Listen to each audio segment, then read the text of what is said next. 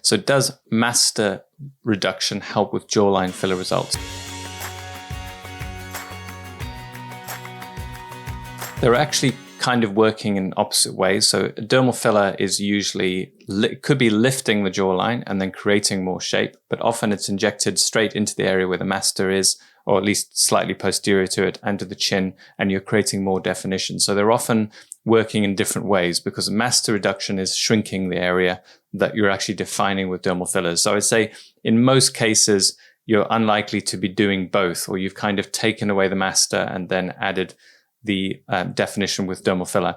But there are reasons when that could really be helpful. So if you have a particularly full face with not very much definition posteriorly, you could be adding definition or crispness to the jawline while decreasing the overall volume of it. It's possible, but it'd be quite a sophisticated treatment done in stages.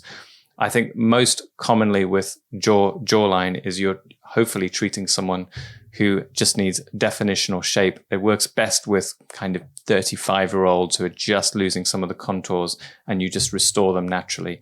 I think when you're reducing the masseter and then trying to add it back in, you're getting quite complicated. So I would very rarely combine that as a treatment. So your average result, your average treatment, I'd say, would be one or the other and not both.